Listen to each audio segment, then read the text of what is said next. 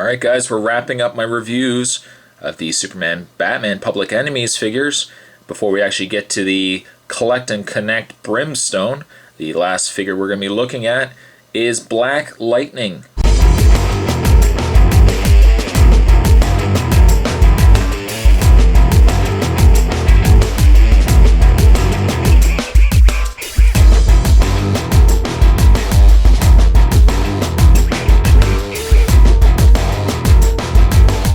For those who missed their opportunity to get Black Lightning in the DC Universe Wave 5 figures, which of course will be re-released in May, you can get Black Lightning here as part of the Public Enemies figures. Before we actually look at that figure, we'll look at the packaging first. We've got Black Lightning down below there. Last time you'll see it in this review, or in these reviews. Got the packaging here with Superman, got Batman down at the bottom there. A brick background, and actually I don't even think I mentioned this, but in the other reviews, but you can see Superman's eyes there and Batman's hands breaking the chain. I don't know if they graffitied that on the wall. If they did, maybe they're aspiring artists, I don't know. On the back we've got a picture of Black Lightning here. The other figures in this wave, we've got Batman, Superman, Icicle, Silver Banshee, we've got Black Lightning, and we've got finally Major Force. You can buy all 6 figures to build Brimstone.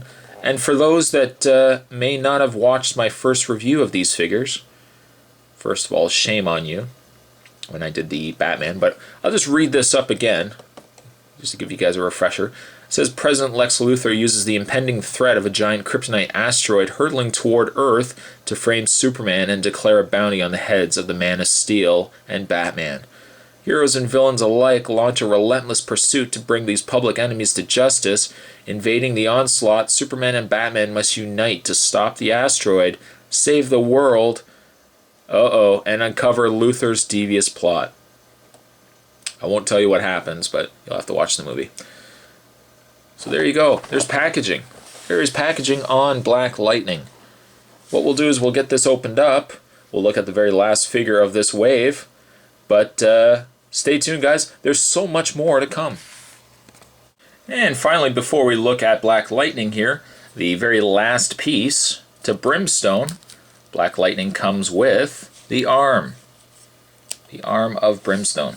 Also, the same arm, or the same comment I'll say in this arm that I did with the other arm, was the fact that it's got a see-through plastic. It's see-through. Still don't understand why, but maybe we'll talk about that when we get to the review of this guy right here. I'm not even going to show you his head because he's so big right now. But if you have Black Lightning, you, my friend, are successful in building the ever intimidating, ever large Brimstone. And we won't do a review of him just yet. Right now he's blocking Black Lightning, but what we'll do is we'll put this guy aside and we'll do the entire review as well as my thoughts of this line. We'll do that in the next video. So we'll put him aside and we'll look at Black Lightning. I have to say, the Black Lightning has a very refreshing color scheme. Maybe I'm just a sucker for blue, but I find the Black Lightning between the black, the yellow, and the blue really stands out. The white isn't as white as it could be. Seems almost off-white, but the figure looks really nice. And sadly, I don't know why they threw this character, or this figure, into this wave. I think Black Lightning, I had mentioned earlier, voiced by LeVar Burton, he might have had one line in the entire movie. And I don't know why they would have thrown him in instead of, I don't know, how about Captain Marvel, who plays a bigger role in the movie. Also, why they wouldn't have thrown Metallo in. Metallo kind of sets the pace for not only the comic Public Enemies, but also in the movie Public Enemies. I don't know. I just don't know. But Black Lightning actually is pretty good. And I wish I had the Black Lightning from Series 5, or Wave 5 of the DC Universe, because I will show you guys a comparison between the two. Hopefully I can pick that up later on, a later date. But really, really nice in the coloring. It is a really, really nice looking figure. A very stylized face, yes. It's not, I'll just pan it up a slight bit here. The face is a little more stylized than a DC Universe figure. I had a tough time getting that out.